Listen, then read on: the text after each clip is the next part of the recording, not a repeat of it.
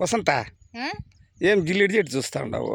ఇది గోరు చుట్టు లేస్తుంది. గోరు చుట్టు ఆ గోరు చుట్టు లేసిందంటే చాలా ప్రాబ్లం. గోరే వెళ్ళిపోతుంది.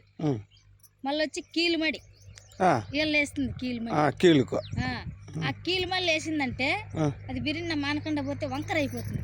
ఏలే మళ్ళా అస్తకీలు కరెక్ట్గా వెళ్ళేస్తుంది. అస్తకీలు అది గాన బిరిన్న అరచేతిలో లేస్తుంది. అరచేతిలో అది బిరిన్న మేలు కాకపోతే చెయ్యే దెబ్బతింటుంది. చెయ్య సొట్ట అయిపోతుంది అస్తం. దానికి ఇది బాగా పనిచేస్తుంది. దాన్ని ఎట్లా చేయాలి మనము? ఇది ఇవి నేతవి పెరుకుండేది.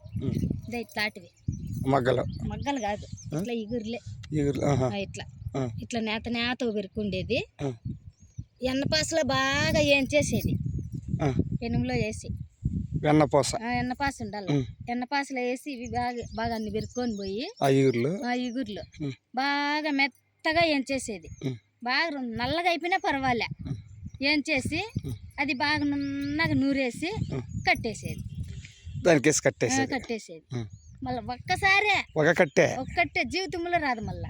అవునా? గోరు చుట్టు గాని, కీలుమడి గాని, అస్తకీలు గాని ఈ మూడిటికి ఇది ఒక్కటే తరమైతుంది. మళ్ళీ ఎప్పటికీ రావు. ఒక్కట్టుతోనే మేలైపోతుంది.